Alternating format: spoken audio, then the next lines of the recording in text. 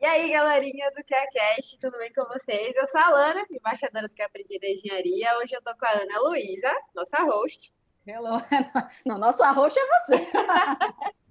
E eu tenho a honra, gente, de receber, assim, no nosso podcast, o Murilo, que foi meu professor durante a graduação, mas tem uma história e muita experiência na minha engenharia e vai trazer um pouquinho pra gente.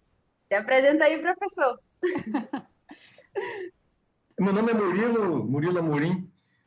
Eu sou engenheiro químico de formação. Minha experiência profissional basicamente toda no polo petroquímico aqui de Camaçari. Então, engenheiro químico formado na UFBA, curso de especialização em controle e processos também na UFBA, mestrado também na UFBA em simulação de processos industriais. Então, comecei como estagiário no polo lá em 1984. Então, minha turma foi de 81 a 86, né? Então, eu comecei como estagiário, depois eu comecei trabalhando lá no Polo, numa empresa de tecnologia, né? O Centro de Pesquisa e Desenvolvimento, o CEPED. Em 2009, eu fui para a antiga Copene, que hoje é a unidade de petroquímicos básicos da Braskem. E lá, comecei como engenheiro de tecnologia, depois eu migrei logo para a produção. E produção é uma cachaça que a gente, quando começa, é A difícil gente sair. sabe, a gente sabe. Eu não imaginei que ficar tanto tempo lá na produção. Eu fui engenheiro de produção, depois eu já era engenheiro especialista quando me convidaram para ser gerente de produção na Dupont, que a fábrica estava se implementando, né? Um ex-diretor com o Red Hunter. Eles me acharam lá já era Braskem, bem no iníciozinho da Braskem. Eu fui ser gerente de produção na Dupont, na Griffin, que virou Dupont. Mas um ano depois, a Braskem me fez uma proposta para me recontratar. Eu voltei como coordenador de processo, depois como gerente de produção. Fiquei como gerente de produção, então, aí desde 2008, isso eu já estou falando aqui, 2008 até 2018, 2017, que eu fiquei como gerente de qualidade da Braskem, né, Braskem geral, mas já com um plano, né, de aterrissagem, né? De aposentar, me preparar para a aposentadoria, sair da produção, porque como gerente de qualidade, viajei muito, aí as empresas, está passando um pouquinho da minha experiência, né, de planta como gerente de qualidade. Até me aposentar bem, um pouquinho antes da pandemia começar, né? Início de 2020, em janeiro de 2020, eu me aposentei. Só que eu fiz um chaveamento para, em 2018, quando eu já estava me preparando para me aposentar, eu também comecei a ensinar na Unifax. E eu falei, né, na época que fui contratado, né, que eu fui participar de uma aula magna, falar sobre engenharia, experiência no polo, e terminou o coordenador com as pessoas da engenharia lá na Unifax me convidou, rapaz, vem para aqui, vem ensinar, em vez de dar uma aula só, dê muitas. Aí eu topei, já aí com a ênfase em poder passar um pouco da minha experiência de 35 anos como engenheiro, né? Como engenheiro químico, com muita interface com outros ramos da engenharia, né? Engenharia civil, engenharia mecânica, engenharia elétrica, né? Engenharia ambiental, essa turma toda eu convivi bastante, né? Não só os engenheiros químicos, durante minha trajetória aí no polo de Camaçari. No polo de Camaçari. Então, um pequeno resumo. Do ponto de vista da minha vida profissional, sou casado, tenho 3 filhos, estou um pouco, hoje em dia, falando de esporte, um pouco sofredor, torcedor do Vitória, né? A gente não. Tenho alguns hobbies, né? Eu gosto de fazer minhas trilhas na Chapada Diamantina, eu faço muita atividade física, né? Eu já estou com 60 anos, mas consigo fazer muita trilha, corro praticamente todos os dias, 5, 6, 7, 8 quilômetros, ando bastante. Faço também uma academiazinha, pego peso para não. Então, essa é hoje é a minha vida, além de dar minhas aulas. Eu acho que a Esse é um galera já, resumo. já entendeu, até porque a gente chama o professor Murilo aqui, né, Alana? Total, sem dúvida nenhuma. É sempre assim, todas as vezes que eu escuto o Murilo falando da carreira dele, eu fico assim, extasiada. Porque Realmente. é uma trajetória muito bonita. Exatamente. O que eu acho bacana é hoje você falar e ensinar a partir daquilo que você tem skin in the game, né? A pele em risco, ou seja, viveu, experimentou, apanhou, viveu de tudo e hoje tem a oportunidade de compartilhar. E aí o que me chamou a atenção foi esse chamado, né? o chamado veio, o reconhecimento de que você pode ser professor, não é só uma aula.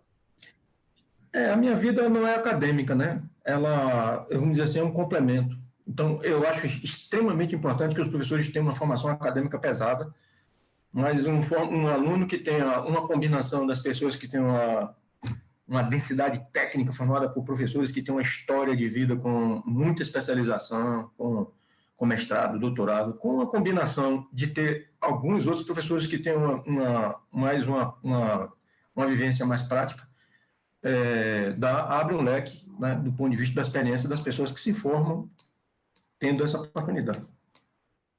Sem dúvida. Inclusive, professor, eu lembro que as suas aulas sempre me marcavam por conta da sua experiência na indústria. Porque o maior ciclo de professores eram realmente acadêmicos, tinham uma bagagem técnica muito boa, mas o senhor se destacava, assim. Eu sempre adorava ir para suas aulas, porque você sempre tinha contexto, né, Alana? Exatamente. Contexto. Obrigado. Não é a tua que está aqui hoje com a gente. O senhor falou que o senhor estagiou e tudo mais. Conta pra gente, por que engenharia química? Olha, o polo de Camaçari estava no auge da comunicação de que ele ia nascer na minha época, né? Eu estava morando em Feira de Santana, fazendo o 2º grau. Um dos professores, chamado professor Moacir, ele ia de Salvador para Feira de Santana ensinar. Então, eu estava sempre na dúvida entre fazer engenharia mecânica e química. Eu sabia que eu ia fazer engenharia porque eu tinha minhas habilidades, vamos dizer assim, técnicas, sempre foram, né? Eu era um bom aluno em química, e física e matemática, e eu tentava me fixar entre engenharia mecânica e química. E ele disse assim, olha, Paulo está nascendo, isso em 78 ele foi meu professor, e o Paulo partiu em 1978. Né? O primeiro complexo industrial daqui do América do Sul, vamos dizer, a gente classifica o nascimento do polo petroquímico em Camaçari quando começou a se produzir o eteno, né? na antiga Copene, né? Foi julho de 1978. Eu estava ali tateando o que fazer. Então, sempre a gente tem algum mentor, alguém que influenciou, e a partir daí eu decidi que ia ser engenharia química. E outra coisa, quando fui fazer o vestibular de engenharia química, eu competia, né, com estudantes daqui de Salvador, eu estava estudando em Feira de Santana, então no primeiro ano eu não fui bem sucedido. Eu passei no vestibular para Direito na Católica, meu pai inclusive era advogado e tal, e ele me influenciou para me matricular, e eu cheguei a começar a fazer Direito na Católica, mas meu pai era uma pessoa muito aberta, e de uma confiança absurda. E eu falei com ele, meu pai, mesmo você mesmo sendo advogado, mesmo você sendo advogado e eu ter passado em Direito, eu perdi em Engenharia Química. A competição em Salvador é muito complicada para um estudante do interior, com os alunos naquela época lá do Vieira, do Social, dos colégios grandes aqui de Salvador, né, que preparavam, do ponto de vista de densidade maior, né. E aí ele me disse, meu filho, eu quero que você seja feliz. Aí eu fiz o cursinho, aí no outro ano também, como a gente diz aqui na Bahia, eu botei para lascar. Eu fui muito bem sucedido no vestibular, fui bem classificado e não me arrependo, né? Porque tem uma questão que eu sempre digo, e depois eu sei, a gente só sabe isso depois, né? O olho brilhado, a gente está falando da experiência. Quando você está dizendo que eu consigo passar algumas experiências, etc., porque eu fui feliz, né, na minha carreira. Então, não me arrependo. Construí minha carreira, construí minha família, construí minha base, minha formação, mas porque eu tive apoio de um pai, e de uma mãe também, mas eu digo do pai porque era, vamos dizer assim, o provedor mais... tem uma responsabilidade maior do ponto de vista financeiro. Mas eu vim morar em Salvador, num apartamento de quarto e sala na Avenida 7, com 4 homens dormindo no quarto. Eram 2 beliches. Professor, várias pessoas estão se identificando aí. Com certeza. Inclusive, já me identifiquei com o fato que eu também sou de Feira de Santana. Então, eu vim de Feira, morando na Avenida 7, lá num apartamentozinho, um AP de quarto e sala e tal. E aí era trampo, né, para manter. Na faculdade, eu almoçava na RU. almoçava no restaurante universitário e tal, e tocando barco, né? Para a gente se informar. Mas aí os colegas que estudavam comigo, um estudante de medicina e 3 de engenharia, né? E a gente... Claro que foi um espetáculo, né? Porque os meninos com aquela idade e tudo mais, e morando sozinho, era muita diversão, mas era muita complicação também, né? Uhum. E, professor, tem um ponto aí da sua história que eu achei legal, que é um insight também para quem está nos ouvindo, né? Quando você fala assim que o professor Moacir, ele foi e falou, né, dessa oportunidade, o Paulo está chegando e tal. E existia 2 possibilidades, ou você fazer o que você fez, de olhar, pesquisar e ver se faz sentido, ou simplesmente ignorar, né? Muitas vezes a gente tem esses sinais ou essas informações, alguém fala algo, é um podcast, alguma coisa que sai daqui, e às vezes, por a gente não estar nessa busca ou não estar atento, a gente deixa passar, né? Então, achei muito interessante essa figura do mentor, como você mesmo trouxe, e também essa sua percepção em perceber a oportunidade que estava chegando, né? Até uma visão de futuro, assim. Muito bom. Porque, na verdade, quando nós estamos com 16, 17, 18, 19 anos, a gente tem que decidir o que vai fazer da vida. É uma coisa assim que eu diria que já chega perto do absurdo, né? Isso. Então, é ótimo quando a gente tem a possibilidade de saber quais as aptidões, então, de você, de fato, quer ir pelo menos um grupo, uma área, né? Eu gosto mais de humanas, né? Aí depois, dentro da área de humanas, onde você mais quer se dirigir, ou eu gosto mais de área de saúde e tal, para ir fechando o leque para depois você se dirigir. Mas, mesmo assim, às vezes dá muito errado no primeiro momento, e depois que a gente percebe que quando a gente, nessa fase, é muito novo, e eu já vi pessoas mudarem de carreira, e faz parte, é isso mesmo.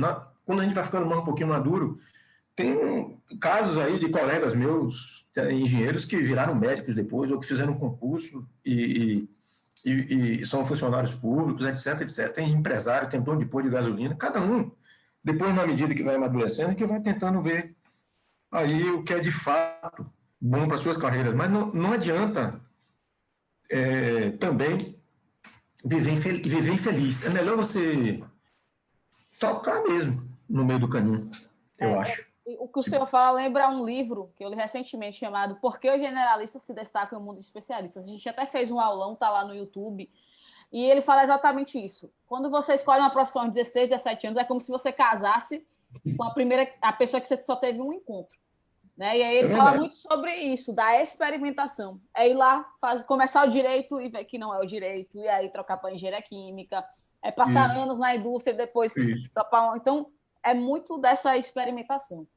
Mas vamos lá, Valana, que se deixar a gente vai... É o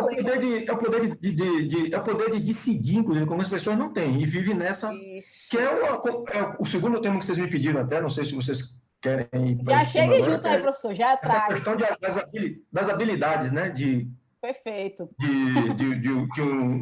As pessoas... Eu diria assim, você me perguntaram as habilidades que o engenheiro deve ter, mas eu acho que as habilidades que as pessoas devem ter.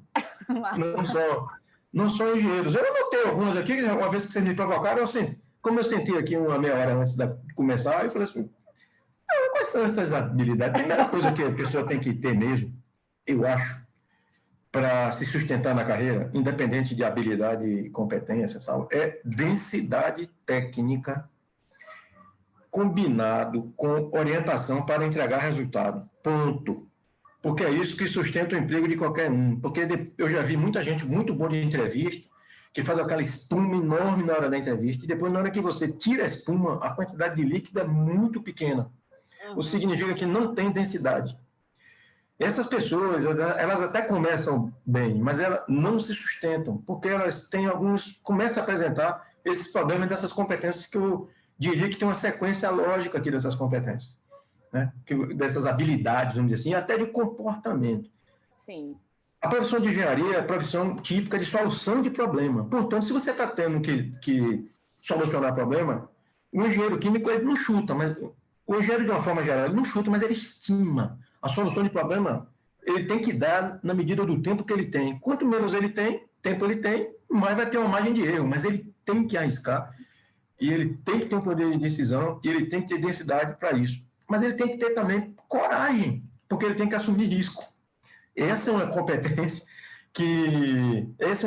que as pessoas que crescem, elas erram, mas elas aprendem com o erro. Uhum. Elas erram, mas elas aprendem com o erro. Então, assim, depende também de onde você vai trabalhar, porque não tem uma regra para tudo. Então, as pessoas, elas têm, cada um tem o seu perfil, ninguém é melhor nem pior do que outra. Uhum. Então, tem as pessoas que são mais objetivas, são mais assertivas. Tem outras que são mais analíticas. Eu consigo perceber isso até quando eu passo um trabalho para os alunos. Alguns têm uma tendência de me mandar coisas mais práticas, mais assertivas, mais objetivas, chega ao ponto, transforma os indicadores técnicos, procuram transformar os indicadores técnicos em dinheiro, etc, etc. Isso, para mim, que tem esse perfil, me agrada mais. Mas não significa que tem um perfil mais analítico, que gosta de escrever bastante, etc., seja pior ou melhor do que o outro. Só que precisa entender onde está localizado. Se uma pessoa muito analítica, prolixa, for trabalhar na produção, ela vai se dar mal.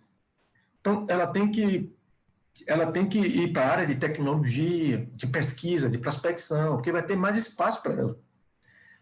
Então, embora não seja melhor nem pior, ninguém é melhor do que pior do que o outro, mas as pessoas são diferentes. Pronto, e a gente tem que respeitar a diferença. O problema aí é onde cada vai estar a pessoa no lugar certo para entregar o melhor resultado, dependendo do perfil de cada um. Uhum. Dependendo do perfil de cada um. Então, assim, mas algumas, né?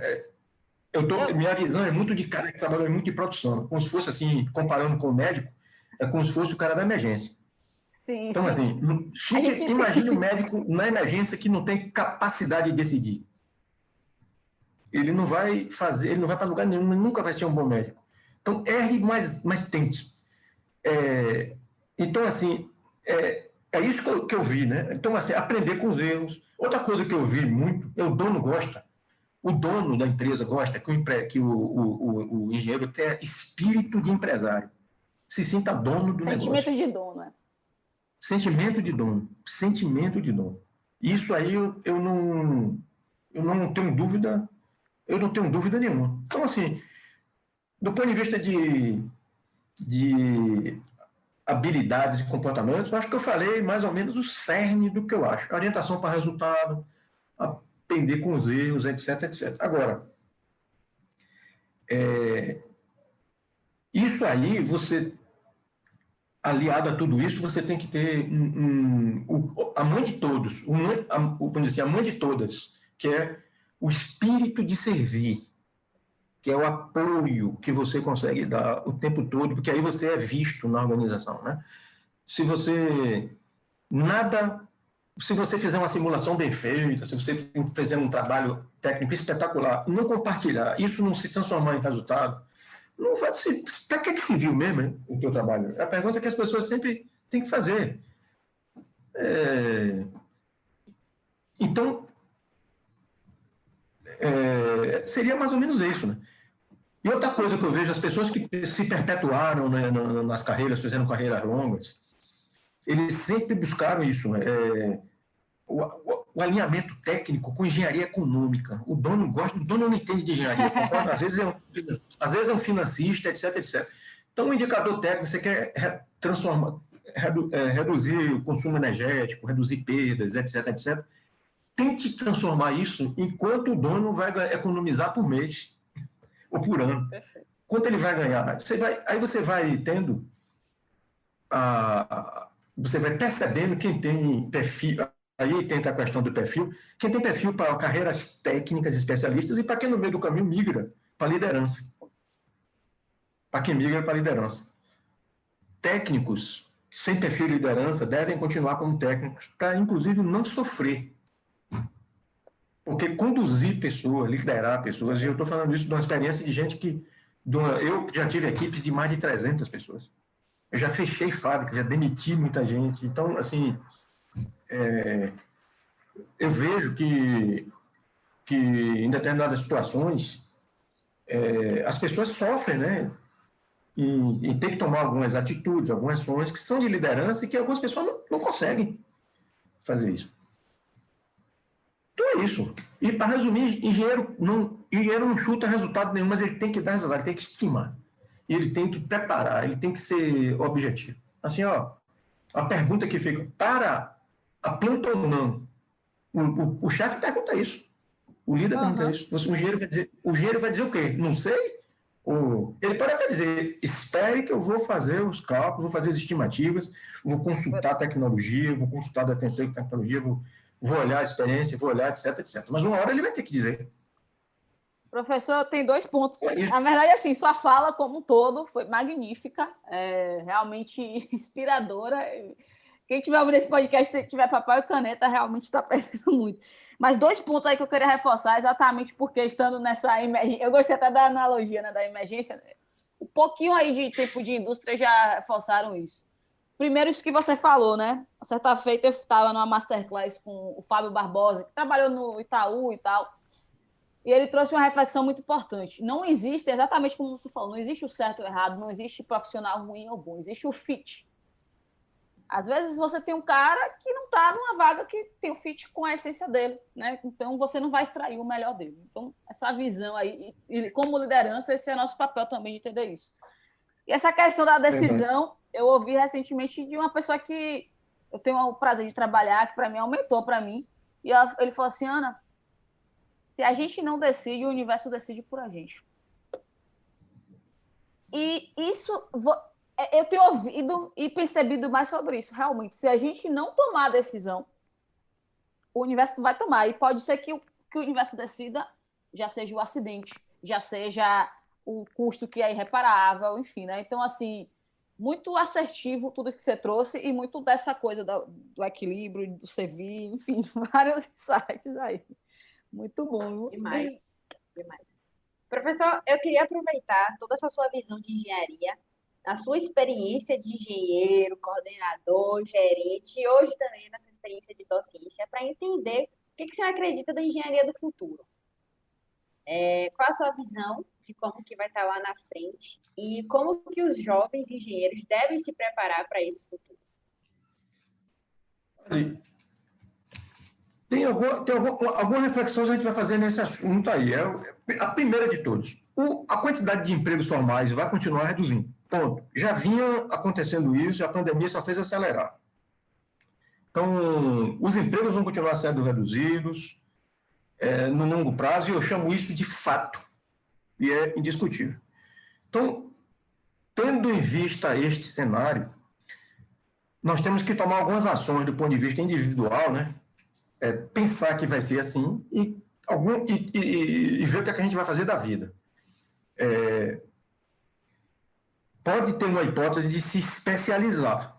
Quanto mais, melhor. Por exemplo, se não tem emprego no primeiro momento, eu não vou ficar. Eu vou tentar fazer um mestrado, vou tentar fazer um doutorado, etc, etc, que vai ajudar. Não vai determinar, mas vai ajudar, porque você fica com mais vamos dizer assim, diferencial competitivo, né? Além de língua.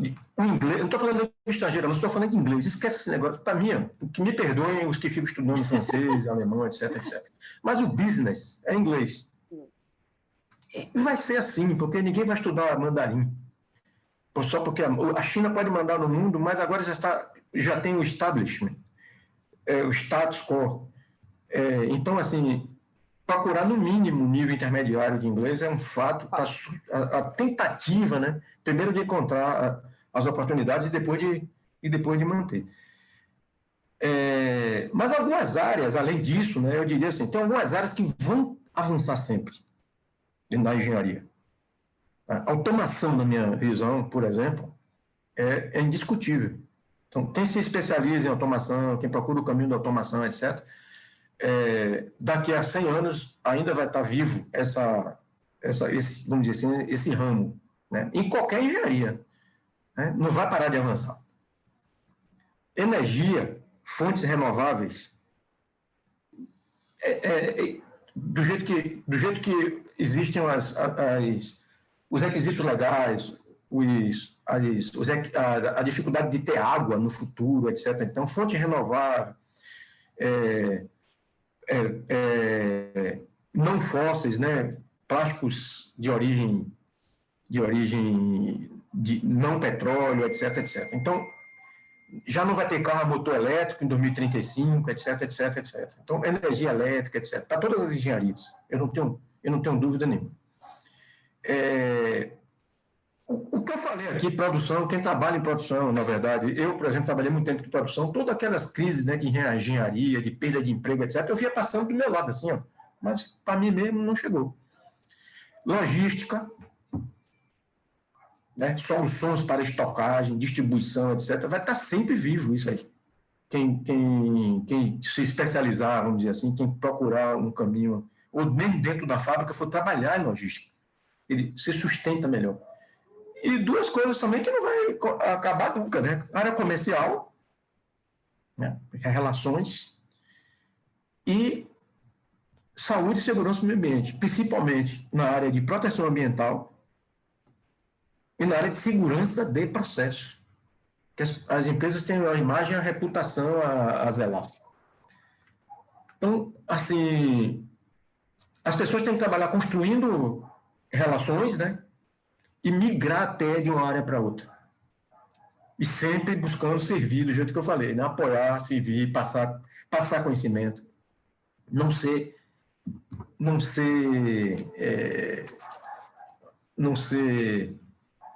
não querer guardar o conhecimento para si. Os profissionais que eu conheço não precisaram fazer isso. Eles compartilharam e se deram muito bem. Porque tem uma questão importante da engenharia, hein? A carreira de engenharia ela é longa e o crescimento eventualmente é rápido, mas na maioria das vezes é lento. As pessoas viram coordenadores, viram chefe, viram líderes, viram gerentes, depois de muito tempo de carreira. Porque precisa primeiro ganhar densidade técnica. Então, hoje as pessoas elas têm muita ansiedade. E a alta expectativa, a porta, a vizinha da alta expectativa é a porta da frustração. Verdade. Então, os trainees que chegam com muita expectativa e que rapidamente não viram diretores, ficam frustrados. Já vi isso várias vezes. Eu acho que é coisa da geração, né, dos mais jovens. Mas eu entendo, mas você precisa ter calma. E do ponto de vista do futuro da engenharia, assim, eu diria isso,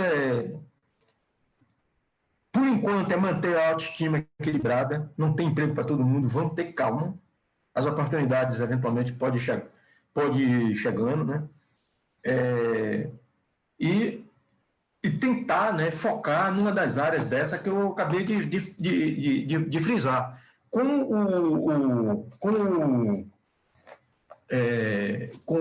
Tendo em vista, né, de que os empregos formais eles vão sumindo, né?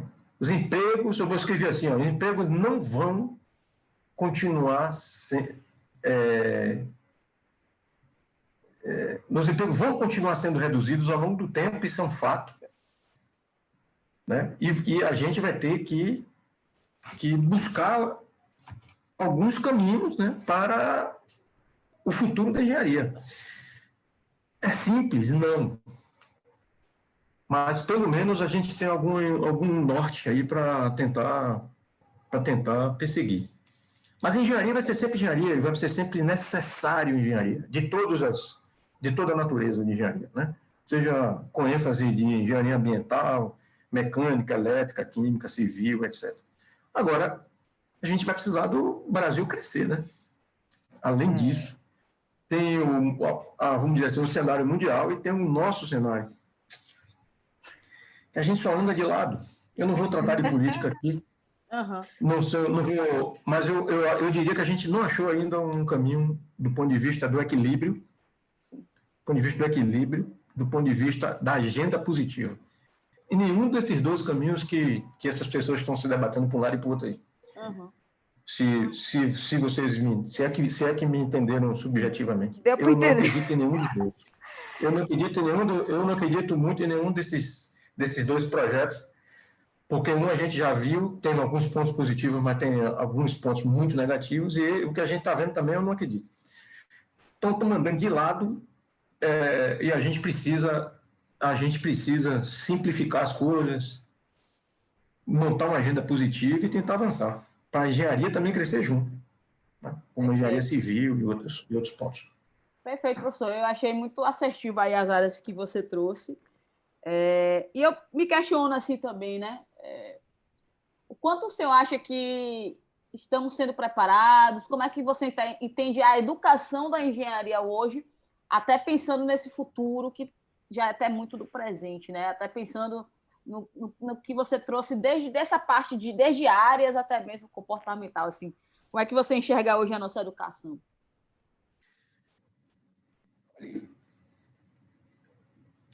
É difícil responder uma pergunta onde a gente sabe que não tem um volume de emprego igual ao número de profissionais que está saindo. Então, fica aquela falsa sensação de que tem muitas faculdades e que Mas pensando assim, não vai dar certo. Mas não pensando assim no contexto, 100%. nem pensando tanto de mercado, né? Mas o quanto o senhor sente que a gente sai pronto para essa realidade, assim, dentro até do que você trouxe. Você fala com relação à preparação na universidade, né? Os currículos da engenharia, as ementas, já deu um upgrade nisso. Porque, pelo menos, eu ensino uma das disciplinas que é planejamento industrial, que a ênfase é pura engenharia econômica, para tirar os profissionais da caixinha, né, das operações unitárias e tal, e tentar fazer com que as pessoas abram os horizontes, que eu sou engenheiro, eu posso fazer uma fábrica de cerveja artesanal. E eu ser o engenheiro, ao mesmo tempo ser o dono do meu negócio, e fazer o meu fluxo de caixa, entender onde é que está meu cliente, entender como é que eu me organizo para tentar ser empresário de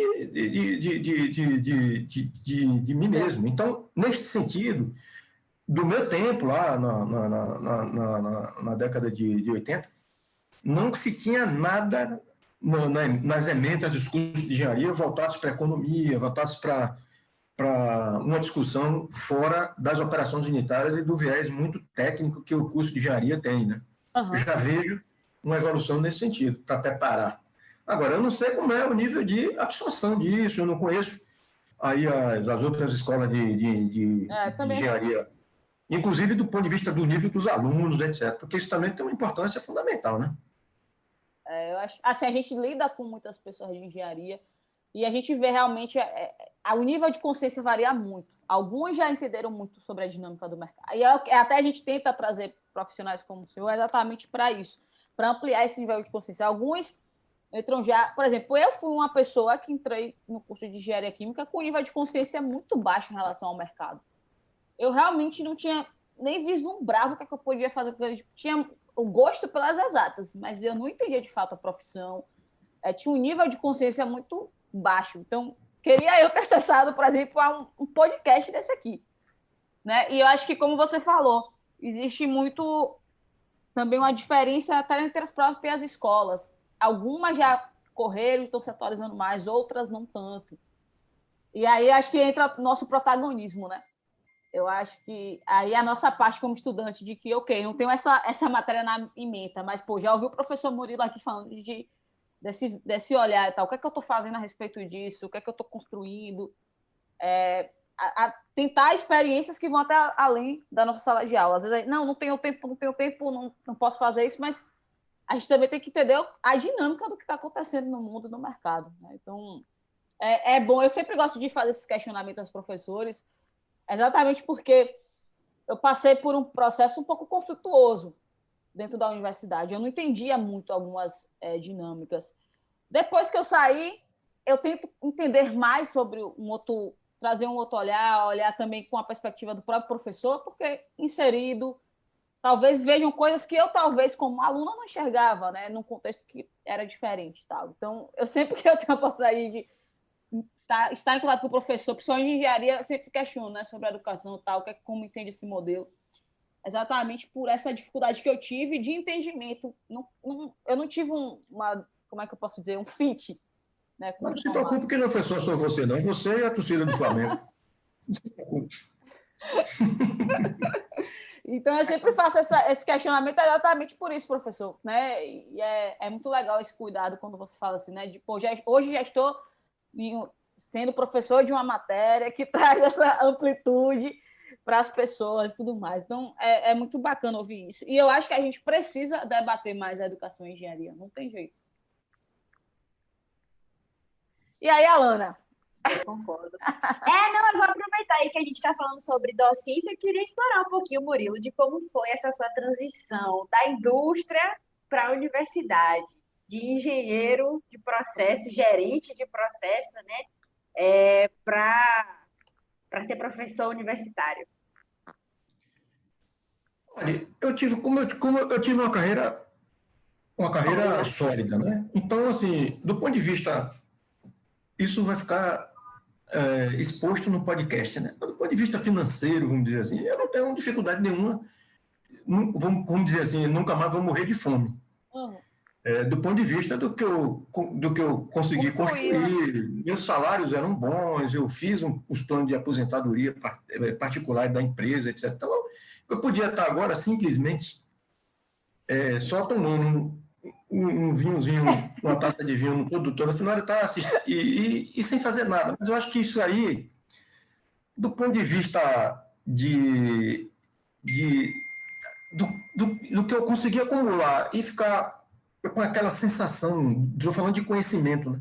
Ficar com aquela sensação de que eu não tenho para quem passar, etc, etc. Então, assim, não é o salário da faculdade que me move, de jeito nenhum, mesmo porque a gente sabe quanto os professores ganham e quanto isso representa no meu custo fixo do meu padrão de vida, etc, etc. Então, de fato, não é. E, de fato, lá em 2018, 17, 18, né, eu tendo isso em mente, eu falei assim, ó, não quero full time, porque se eu fosse para trabalhar o tempo todo, eu não tinha saído do trabalho, concorda? Então, eu só trabalho hoje 2 dias na semana, dou aula 2 dias, 3, estourando. Mas é o tempo suficiente para eu me manter atualizado, estudar, conversar com os alunos, passar algum tipo de experiência profissional, experiências práticas, né? Meus exemplos na sala de aula, você mesmo, minha testemunha, são focados em coisas que aconteceram em planta, solução de engenharia, etc, etc. Então, eu busquei ensinar operações unitárias, né? Trocador de calor, fogos, o meu mundo que eu vivenciei. E essa parte de projetos industriais e de engenharia econômica, porque eu fui engenheiro, executei trabalho de engenharia uma pequena parte da minha carreira. Hein? Depois, quando virei líder, eu já tinha muita experiência como engenheiro, então eu fazia poucas e boas perguntas, até ajudava em alguns momentos em tomada de decisão, né? Olhando por conta da minha experiência e que os engenheiros eram mais novos do que eu, a gente acompanhava, então eu nunca não abandonei a engenharia, mas não era quem fazia os cálculos, etc, etc, durante muito tempo na carreira. Mas, e depois, ia fazer o que com esse conhecimento, né? Então foi por isso, só por isso. A primeira coisa, porque eu nem falei dessa competência, hein? Olha. Mas uma coisa que é importante em todo lugar, eu acho que é gostar de gente. Gostar de gente. Gostar de gente. Então, estar numa sala de aula, né, ser provocado por um aluno, bater papo, às vezes até que não tem nada a ver, eu já abro muito parênteses, né, na ementa do curso, para sair pela tangente para falar de coisas que são de engenharia, que eu acho que são importantes para a vida de quem está tendo minhas aulas e tal. Eu saio realizado, né? Quando eu pego o meu carro para voltar para casa, né? Estou falando do mundo mais presencial, né? Porque esse mundo online tem algumas... Como é que quando eu pego eu estou achando com fome, né? 9h40 da noite, para chegar em casa, ainda tomar uma taça de vinho, jantar, dar aquela relaxada, mas com uma sensação boa. Só isso que eu estou buscando. Que massa, velho. E a gente volta lá para o início da conversa. É muito bonito isso, porque mostra muito de você, Murilo, na sua fala, a sua vontade de contribuir e muito do que você falou, de que você foi, essa questão de servir, de você ter esse seu espírito de servir ao próximo. Porra, é verdade, Alana. Tipo, isso se manifesta nas decisões que ele tomou para a vida, né? Muito bom, velho. Obrigado. Pô, professor, compartilha aí com a gente, então, agora. Quais foram os seus principais aprendizados enquanto toda essa sua carreira de engenheiro, de coordenador, gerente, e hoje como professor? Tem alguns aprendizados que eu já, na verdade, até já andei falando aqui, né? Mas algumas, por exemplo, de expectativa, né? Manter Assim, ó, tem um negócio chamado autoestima. Uhum. Eu recebi uns porros de um líder, não entreguei um bom resultado, etc, etc. O mundo não acabou. Por outro lado também, não adianta eu ser valorizado, fui promovido, eu sou o bambambam, porque isso também é fugaz. É igual, cara, tive um prêmio, etc, etc. Não vou dormir no alto da prepotência. Né? Eu tenho que manter minha autoestima, nem triste, que isso eu já vi muita gente se abater com isso, e nem na euforia, porque essa palavra autoestima, né, eu diria que é um aprendizado que eu levo para a minha vida, viu? É equilíbrio. E buscar sempre alto desempenho. Então, de novo, essa busca é incessante do ponto de vista do meu aprendizado, porque, na verdade, o que interessa não é o esforço, é o resultado. Ah, mas eu não entreguei, meu líder, mas eu passei 2 fins de semana estudando isso, tentando resolver o problema. Não adiantou absolutamente nada. Esforço, esse jogo de esforço e resultado, eu sempre optei para tentar entregar resultado. Né? E isso é um aprendizado que eu tive na vida. Agora, de novo, outra coisa, construir relações. Esse foi o meu aprendizado fundamental. Eu tenho amigos espalhados por esse mundo todo da engenharia, que ajuda muito.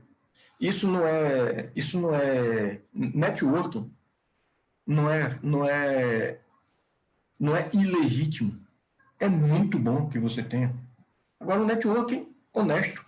Uhum. As competições dentro das fábricas, é claro que quando tinham, às vezes, quando eu tinha as hipóteses, né, de eu virar gerente, tinha outros que ficaram na minha frente, mas se eu fosse me abater, eu não estava aqui agora.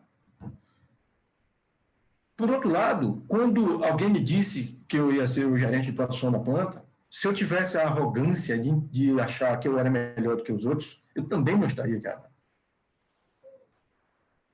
Então, a humildade, mas sempre tentando buscar os melhores resultados. Esse é o principal aprendizado que eu tive na minha vida profissional. Rapaz, eu tô sem palavras. Realmente inspirador, viu, professor? Acho que, como a Alana disse, né? Eu queria ter essa honra aí, viu? Porque eu acho que tem a bagagem técnica, tem a experiência profissional, e tem uma coisa muito especial nesse podcast. Eu acho que você se não for o primeiro, é um dos primeiros convidados, né, Alana, que a gente recebe aqui com essa vasta experiência, assim, que trilhou, né? A gente não tinha tido contato ainda aqui nesse podcast com pessoas tão experientes. E eu acho que densidade técnica, né? Isso, e essa densidade até de vida, assim, né?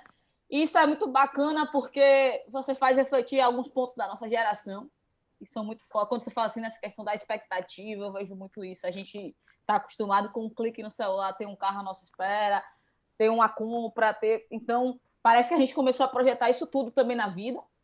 Então, o processo seletivo tem que ser rápido, a promoção tem que ser rápida, enfim, o atrativo é o que é rápido.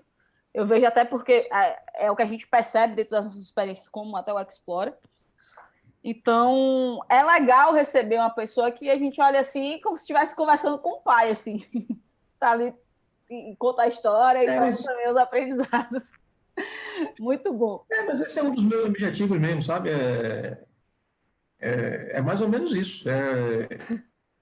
Não tem problema. Eu quero mesmo que meus alunos tenham a sensação de que está falando com alguém que seja da família, que seja um pai mesmo, seja um tiozão. Massa. Muito obrigada. Tem mais alguma pergunta aí, Alana? Não, assim, eu estou extremamente contemplada. Eu acho que esse podcast a gente tem que, no mínimo, compartilhar com os alunos do professor Murilo. Com certeza, sem dúvida nenhuma. Murilo, assim, gratidão. Para quem quiser. Aí outra coisa, se vocês quiserem algum outro tema mais específico, né, do que faz cada engenheiro, Massa. né? Que, na minha opinião, as correlações aí entre o engenheiro químico e o engenheiro mecânico, ou qualquer outro tema que vocês queiram abordar aí no futuro, estou à sua disposição. Estou à disposição das duas aí. Pode deixar que vai lá. Gratidão, professor Murilo. Como eu falei, né, antes de começarmos, é uma honra, assim, sempre que a gente tem a oportunidade de ter professores aqui no Que Aprendi na Engenharia, para mim, assim, é uma aula, é uma forma, é uma contemplação, é um agradecimento também. Eu acho que se tem uma profissão que eu tenho uma baita admiração, é a profissão de professor. E ver um engenheiro, professor, que tem iluminado todas as vidas, é um orgulho aqui para a gente e ficamos felizes com sua vinda até aqui. Pode deixar que a gente vai te incomodar um pouquinho mais. Sem dúvida. Tá bom. Compartilha comigo aí depois também. Fechado. Sem dúvida. Valeu, galera. Obrigada. Muito obrigado. Eu que digo a vocês que foi o maior prazer. Gratidão. Vamos além. Tchau, tchau.